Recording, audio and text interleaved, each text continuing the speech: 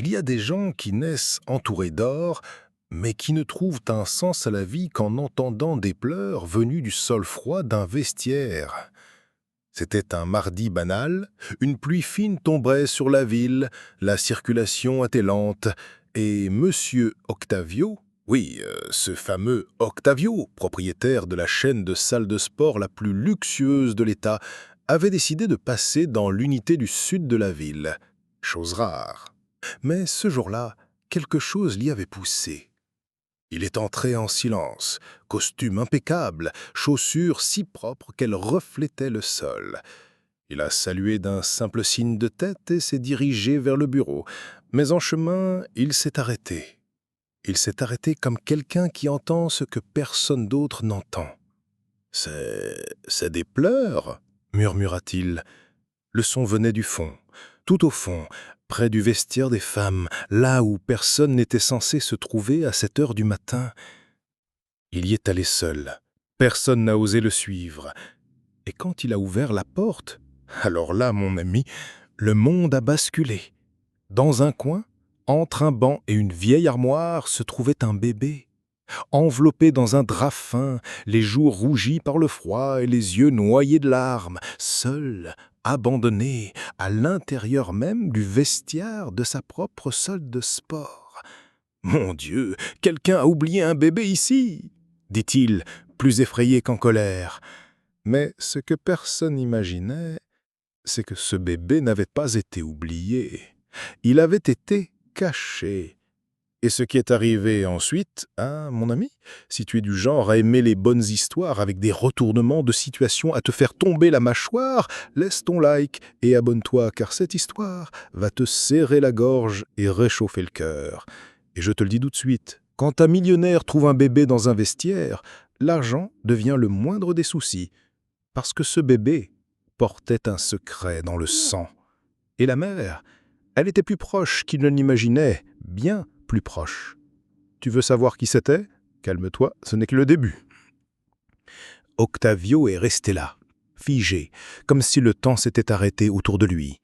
Le bébé sanglotait doucement, comme quelqu'un qui a tellement pleuré qu'il ne lui restait plus que la fatigue.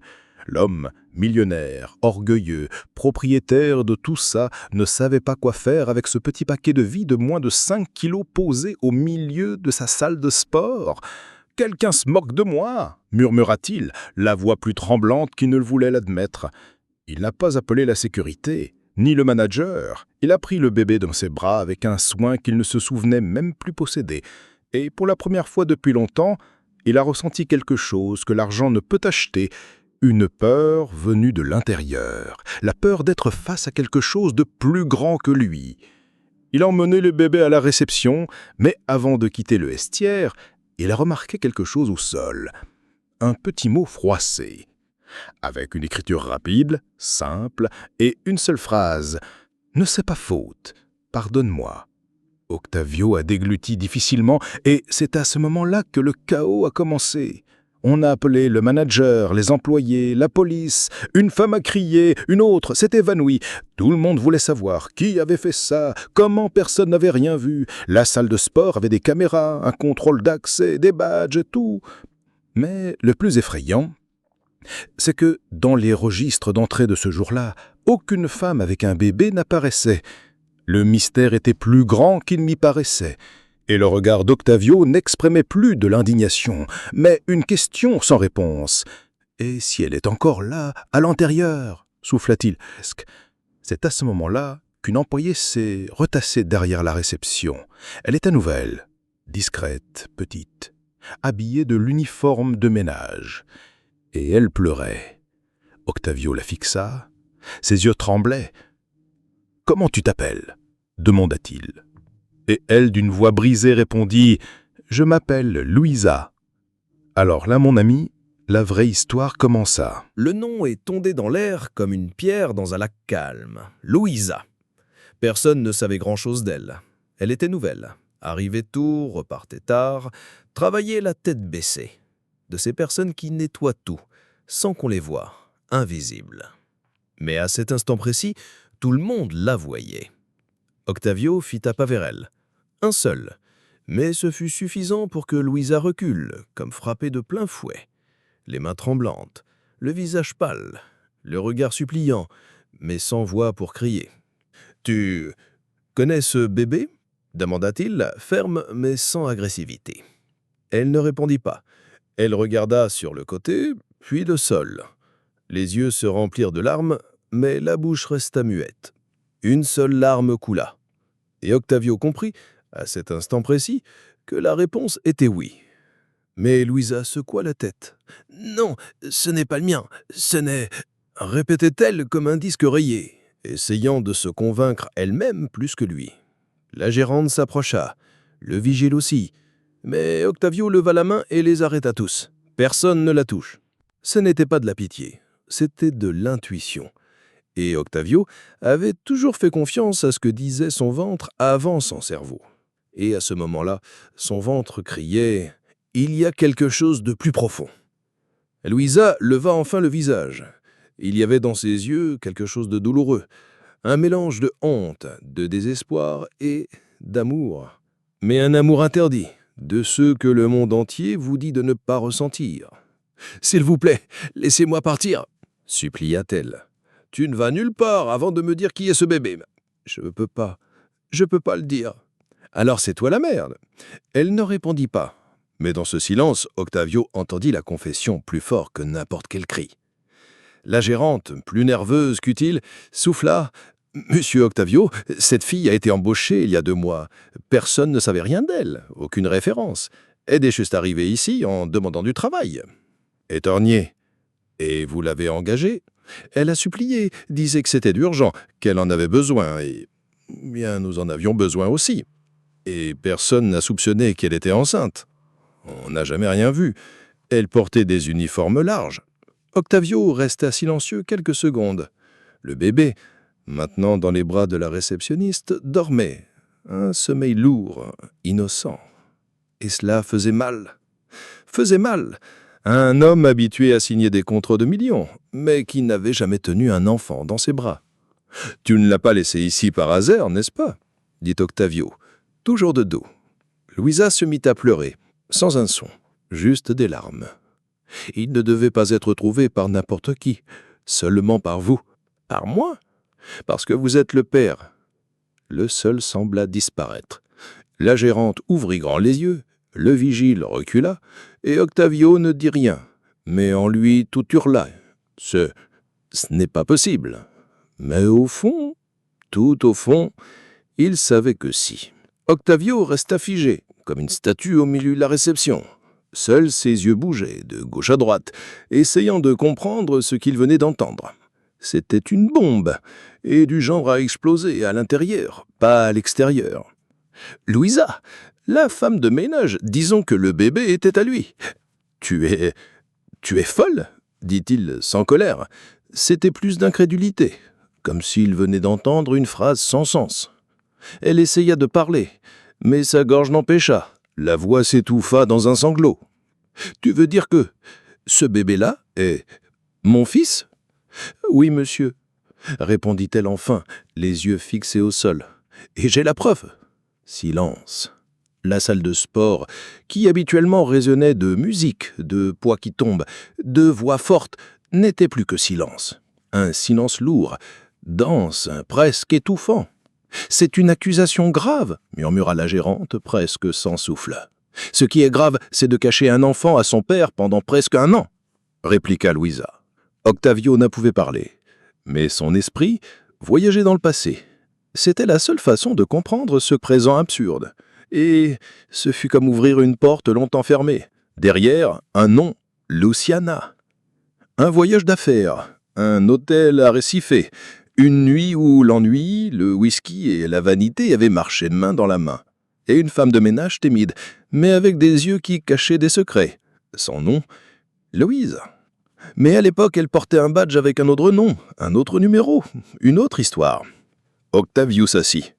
Son cœur battait différemment, parce que maintenant, le visage de la femme de ménage faisait sens. Il l'avait déjà vu, dans le miroir de son erreur, dans le reflet de l'omission. « J'ai essayé peu contacter. J'ai appelé ton bureau, envoyé des lettres, des emails, mais tu n'as jamais répondu. Puis j'ai appris qu'avait changé tous tes contacts. » Elle sortit un papier plié de son bout. Un test ADN. Vieux. Plié. Mais les chiffres hurlaient encore. Je l'ai fait avec tes cheveux. Pris sur une serviette la dernière fois, c'était dans la chambre. Le labo était cher, mais ça a confirmé. Octavio prit le papier, lut, relut, et resta muet. C'était bien lui. Le test montrait plus que des mots. Il révélait une vérité que même l'argent n'avait pas réussi à enterrer. Et pourquoi maintenant ? Pourquoi l'avoir laissé ici de cette façon ? Demanda-t-il, sans regarder Louisa dans les yeux. Et là, Louisa grilla, en pleurs, parce que je savais que si je venais frapper à ta porte en tant que femme de ménage, tu ne m'écouterais pas. Mais s'il s'agissait de ton fils, là tu entendrais. Octavio regarda le bébé, éveillé maintenant, les yeux ouverts, et pendant les instants, il va ses propres yeux en reflet. Mon Dieu, il a mes yeux. Oui, et il a ton sang. Mais il n'a pas besoin de ton mépris. Ces mots frappèrent fort, plus fort que n'importe quel scandale auquel Octavio avait déjà survécu. Mais le pire était à venir, parce que Louisa n'avait pas tout dit. Il manquait encore la partie la plus douloureuse, celle qui impliquait le nom d'un autre membre de sa famille. Octavio tenait encore le test ADN dans ses mains, mais le papier tremblait. Ou peut-être était-ce sa main qui ne parvenait plus à soutenir tant de vérité. La gérante, le visage livide, demanda la permission et courut vers le téléphone. « Je vais appeler la police, c'est en train de devenir grave. » Mais Louisa s'interposa. « N'appelez personne, parce que si ça devient une affaire de police, je ne tomberai pas seul. Des gens puissants tomberont aussi. » La phrase résonna, comme une prémonition. Octavio se leva lentement, marcha jusqu'à Louisa et lui parla à voix basse. « Ferme. De quoi tu parles ? Qui d'autre est impliqué ?» Elle inspira profondément. Les larmes avaient séché. Ce n'était plus que du courage pur qui brillait sur son visage. « Tu veux savoir pourquoi j'ai disparu ? Pourquoi je n'ai jamais demandé de pension, jamais fait de scandale ? Oui, et je veux aussi savoir pourquoi tu réapparais maintenant. Parce que maintenant, ton frère va prendre la tête du groupe. » Octavio se figea. « Quel rapport avec mon frère ?» Il savait. Silence. Comment ça, il savait ? Il savait que j'existais, que le bébé était de toi, il savait tout. Et il m'a payé pour me taire. Les yeux d'Octavio s'agrandirent. Son visage autrefois sobre devint sombre. « Tu es en train de me dire que Mauricio, il m'a trouvé après avoir vu les résultats du test, m'a donné de l'argent, beaucoup, pour que je disparaisse. Il a dit que tu ne pouvais pas être père, que ça ruinerait ton image, et que si je parlais, je le paierais cher. » Louisa sortit encore quelque chose de son sac, une enveloppe froissée. À l'intérieur, des billets de 200 reais, froissés, tachés, et une lettre, écrite à la main, signée de 2 initiales sans équivoque, M.C. « Tu veux que je donne ça à la police ?» demanda-t-elle, « ou à la presse ?» Octavio prit la lettre, la lut lentement. L'écriture était bien celle de son frère. Il reconnaissait même la façon tordue de tracer les R. « Je n'en savais rien. Maintenant, tu sais. Et tu as un choix à faire. » Dehors, la police avait déjà été appelée par un autre employé. Les voitures arrivaient lentement, gyrophares clignotant. Octavio regarda le bébé, maintenant dans les bras de Louisa, la tête posée contre sa poitrine. Il dormait encore, comme si le monde ne s'effondrait pas autour. « Si je confirme cette histoire, le nom de ma famille sera détruit. Et si tu ne confirmes pas, le nom de ton fils ne vivra jamais. » Des bruits de pas dehors, des uniformes, des voix disant « Permis, monsieur !» Octavio avait quelques secondes pour choisir, protéger l'Empire ou reconnaître l'héritier. Et le problème, c'est que la justice ne vient jamais seule. Parce que celui qui entrait avec les policiers, c'était justement son frère. Mauricio entra avec son arrogance habituelle. Costume ajusté, parfum cher, ce sourire de celui qui pense avoir gagné avant le coup d'envoi. Mais dès qu'il vit Louisa, puis le bébé, et enfin la lettre dans les mains d'Octavio, son visage s'effondra. « C'est quoi ça ?» demanda-t-il feignant la surprise. « C'est toi qui as écrit, Mauricio. » Mauricio ricana, un de ses rires secs, faux, en coin. « Oh, allez, Octavio, tu vas croire, cette femme !» Louisa serra son fils contre elle comme pour se protéger d'une attaque invisible. « Cette femme a un nom, tu sais, et du courage, bien plus que toi. » Le policier, maintenant dans la réception, s'approcha. « Monsieur, nous avons reçu une dénonciation d'abandon d'enfant. » Mauricio intervint. « C'est un malentendu. Cette femme a un passé instable. Vérifiez, elle n'a même pas de papier en règle. Une opportuniste. » Octavio coupa. D'une voix grave. « C'est la mère de mon fils. » Le monde s'arrêta. Mauricio essaya de rire encore, mais sa bouche ne suivait plus. « T'es fou, tu ne connaissais pas cet enfant ce matin ? Et maintenant, je sais. Et pire, maintenant, je sais aussi pour toi. » Louisa, pleurant doucement, remit l'enveloppe au policier. L'agent, en voyant les billets, dit « Cette somme vous a été donnée pour vous faire taire ? » ?»« Oui. »« Par ce monsieur. » En désignant Octavio. Elle secoua la tête. « Non, par son frère. » Mauricio recula de pas livide. « C'est absurde, c'est de la diffamation. Tu es en train de décuire la famille pour une histoire inventée. » Octavio s'approcha, les yeux rouges. La famille était déjà détruite, Mauricio. J'ai juste retiré le voile qui cachait la saleté. Le policier regarda Lidebrun, soupira profondément. « Nous allons devoir vous emmener. Mieux vaut régler cela officiellement. » Octavio prit le bébé dans les bras. Pour la première fois, sans peur, sans doute. Une chaleur lui m'ôta à la poitrine, comme si ce petit corps avait fondu des années de froisseur. Mais dans son âme, c'était l'effondrement, parce que son frère n'était plus son frère. Et Louisa, qu'il avait effacée de sa mémoire, devenait le miroir de l'erreur qu'il s'était juré ne jamais commettre. « Je ne sais pas quoi faire, » murmura Octavio d'une voix presque enfantine. « Alors fais ce que tu n'as jamais fait. Reste. » Et il resta. Mais il resta seul. Parce qu'en sortant du commissariat, après avoir témoigné, Louisa était disparue avec l'enfant, sans avertir, sans mot, sans trace, et Octavio, une fois encore, ne resta qu'avec le silence.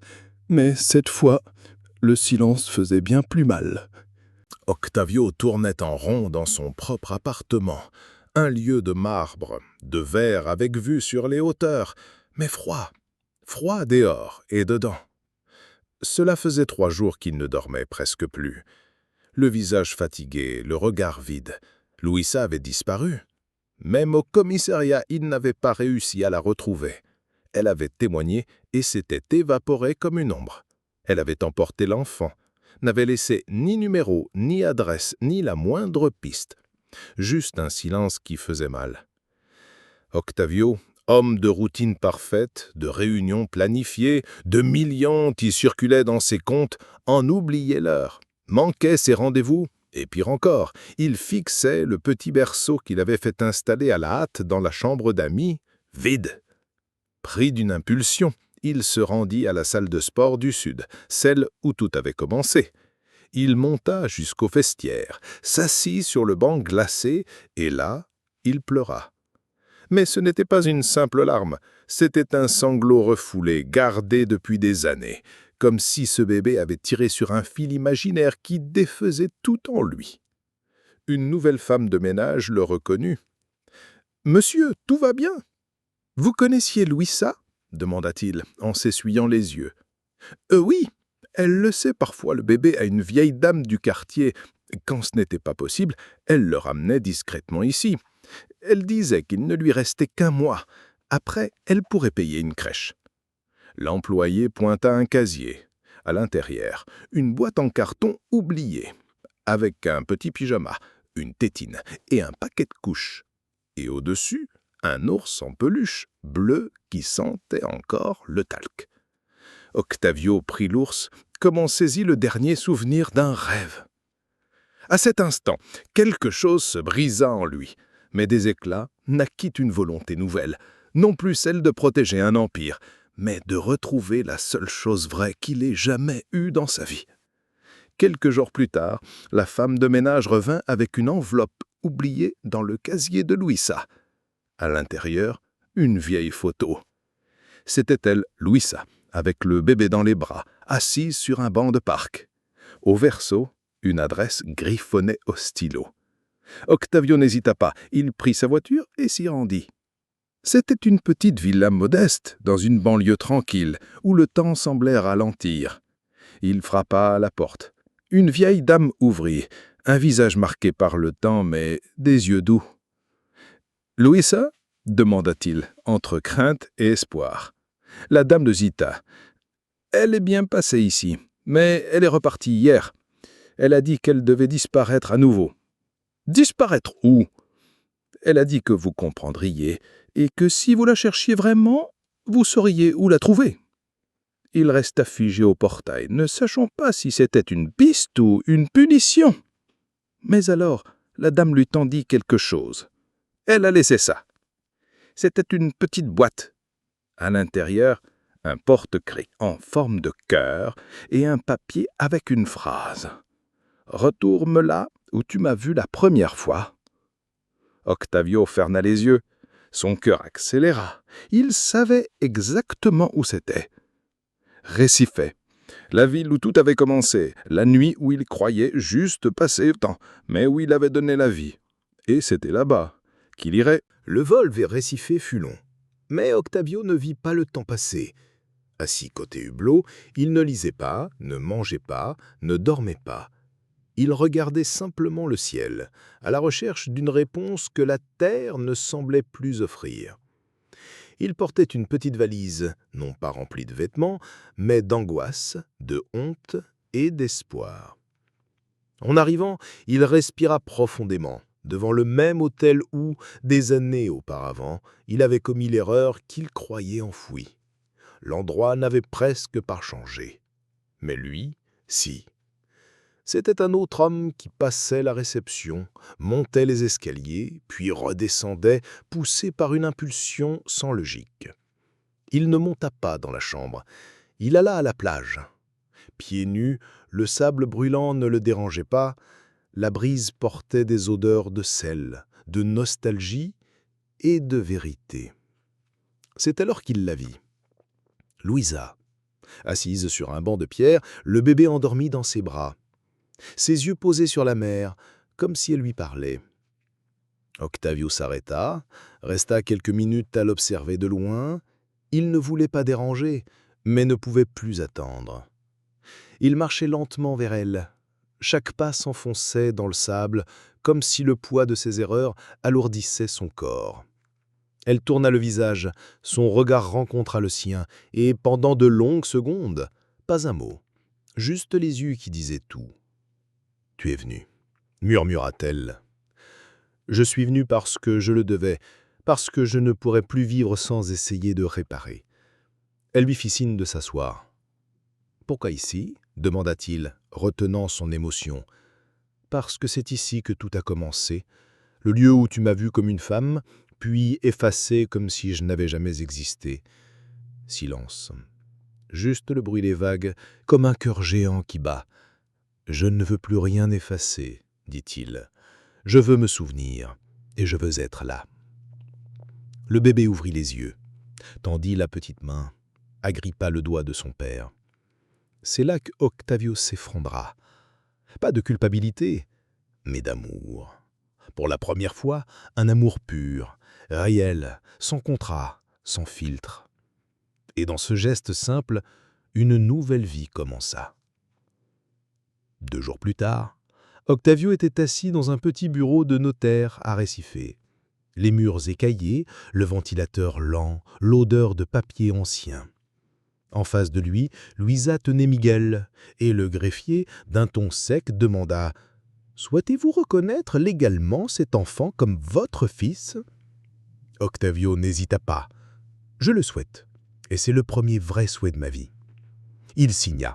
« Non, Miguel d'Acosta Silveira. » Son nom de famille, une reconnaissance publique, l'officialisation de ce que son cœur criait depuis des jours.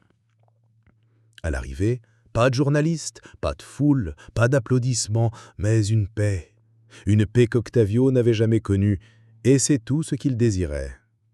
Le même jour, il convoqua une conférence de presse, cette fois de son plein gré. Il apparut sans coutume, sans images soignées, sans discours appris, juste lui. Une chemise claire, le visage fatigué, mais les yeux vivants. Il raconta tout, la nuit, la femme, le fils, le silence, l'erreur, le choix, le courage. « Je suis père. J'ai été absent, mais je ne le serai plus. » Les gros titres circulèrent vite. La moitié d'Internet le traita de fou, l'autre moitié d'homme. Mauricio tenta de réagir, accusa Louisa d'opportunisme, essaya de renverser la situation. Mais Octavio avait déjà gagné, non pas contre son frère, mais contre lui-même. Il demanda à se retirer de l'entreprise, dit que désormais sa priorité, c'était autre chose. Des couches, des biberons, des vaccins, des nuits sans sommeil. Car Octavio avait compris, tard mais à temps, que la seule présidence qui ait de la valeur, c'est celle d'un père. Et cette nuit-là, Miguel dormait dans un berceau neuf, dans un foyer neuf, avec son père à ses côtés.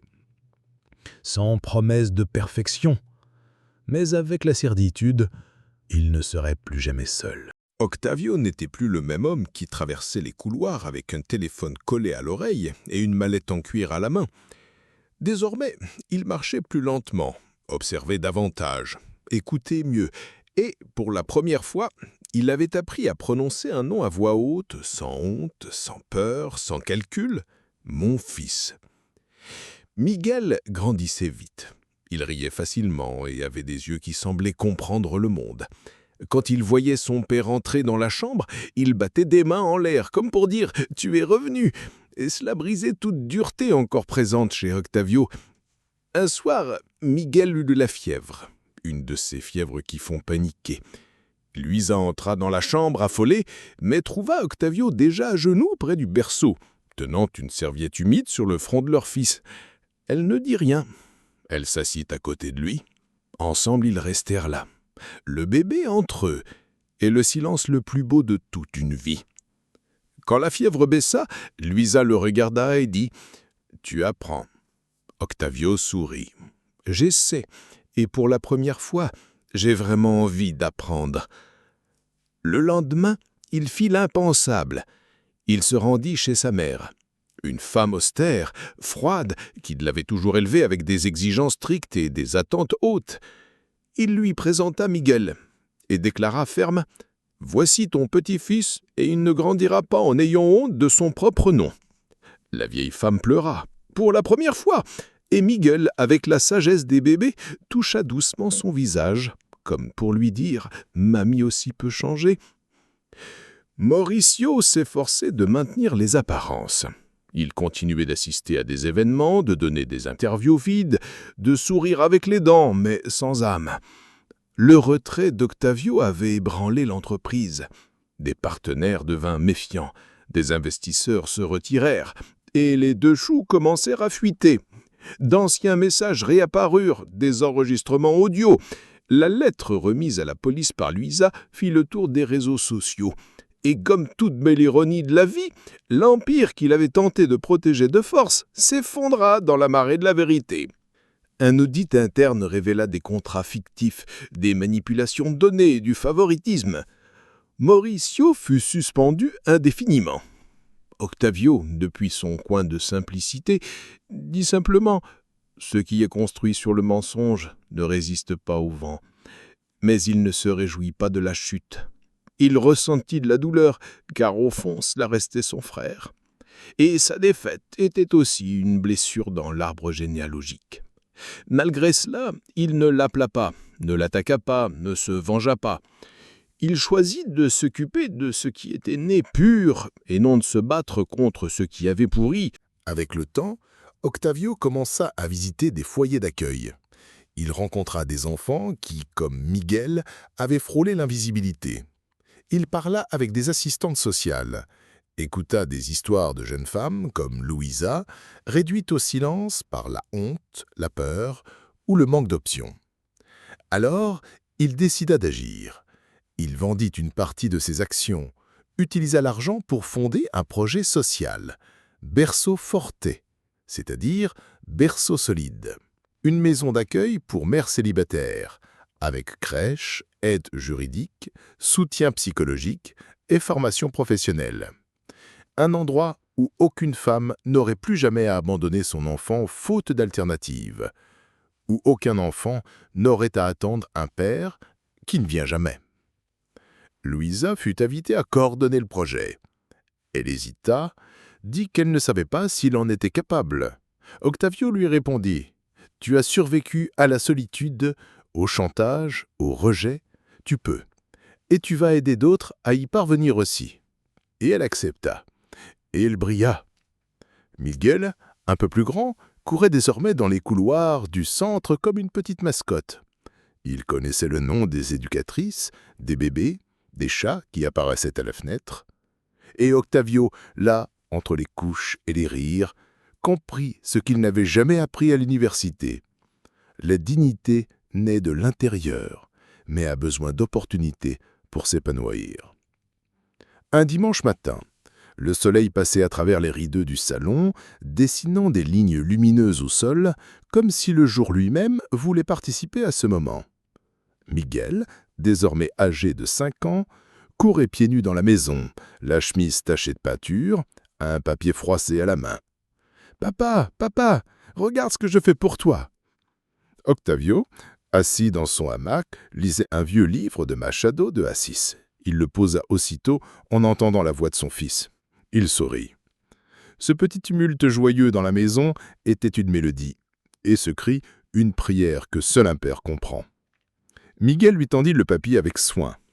Un dessin, simple, enfantin, maladroit, mais dedans, tout y était. Un grand bonhomme aux bras ouverts, un petit dans ses bras. Au-dessus, un soleil qui souriait. En bas, avec des lettres hésitantes, « Papa et moi, pour toujours ensemble ». Octavio sentit sa gorge se nouer. Le cœur serré, il s'assit par terre à côté de son fils et serra le dessin comme un morceau de son âme.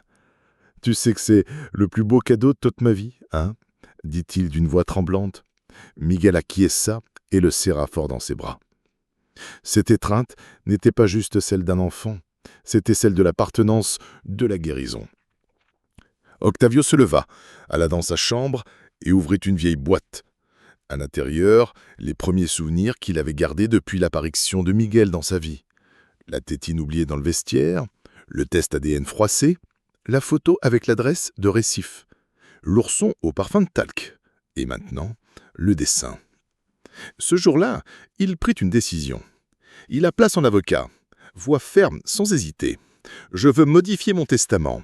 Je veux que tout ce qui m'appartient, actions, biens, droits, revienne à Miguel. Mais je veux plus. Je veux qu'il hérite de mon nom avec fierté et de mon histoire avec vérité. Tout, monsieur Octavio, tout, même ce que je n'ai pas encore conquis. » En fin d'après-midi, pendant que son fils dormait sur le canapé, le dessin sur le ventre, Octavio s'assit à côté et l'observait. Le visage paisible, la respiration douce. Et il pensa, combien d'hommes riches donneraient tout pour acheter ça et ne l'auraient jamais. Le lundi matin, il rendit les clés de son luxueux appartement et emménagea dans une maison plus modeste, mais avec un jardin. Un pied de Jaboticaba, un hamac sur la terrasse et des voisins qui sentaient le café flitre. Là, le luxe laissa place à l'essentiel. Car il savait, ce qui fait un grand homme, ce n'est pas le toit, c'est le sol sur lequel il marche avec vérité. 7 années passèrent. Miguel était désormais un garçon vif, curieux, au discours affirmé. Il aimait les livres, courait pieds nus dans la maison, grimpait aux arbres, aidait sa mère à la cuisine et appelait son père « mon héros en chair et en os ». Pas de cape, pas de costume, un vrai héros. Octavio vieillissait avec grâce, cheveux plus blancs, pas plus lents, mais le sourire, celui d'un homme complet, celui qui avait perdu tout ce qui était superficiel et gagné tout ce qui était vrai. Le projet Berceau Forte comptait désormais 3 unités dans différents quartiers. Il accueillait des mères jeunes, orphelines, victimes de violences, des femmes que le monde avait rejetées et qui, là, trouvaient un nouveau départ. Louisa y en était devenue la coordinatrice générale. Elle avait étudié, obtenu son diplôme en pédagogie, suivi des formations, rédigé des articles. Elle était invitée à donner des conférences dans des universités. Et dans chacune d'elles, elle commençait ainsi. « Je ne suis pas un exemple de dépassement. Je suis la preuve que personne ne surmonte rien tout seul. Je suis survécu parce que quelqu'un m'a vu quand j'étais invisible. » Dans une de ses conférences, Octavio l'écoutait depuis le fond de l'auditorium, assis, son fils à ses côtés. Miguel lui serrait la main avec fierté. En sortant, le garçon demanda « Papa, pourquoi tu as pleuré ?»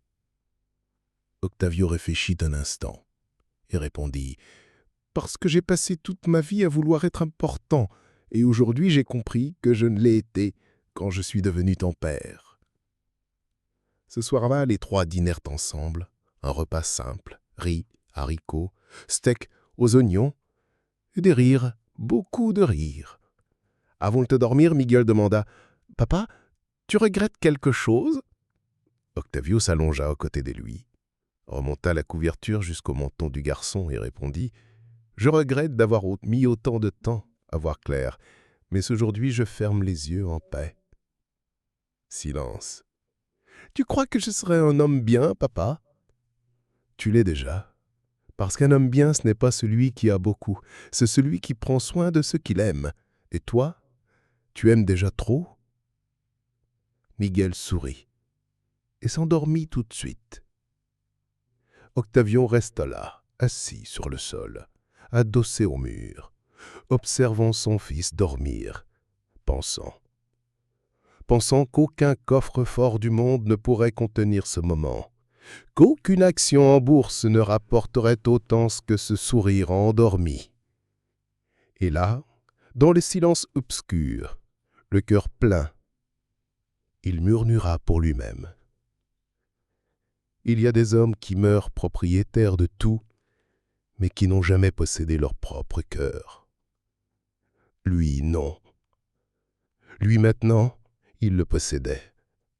Et pour ça, il vivait pour de vrai.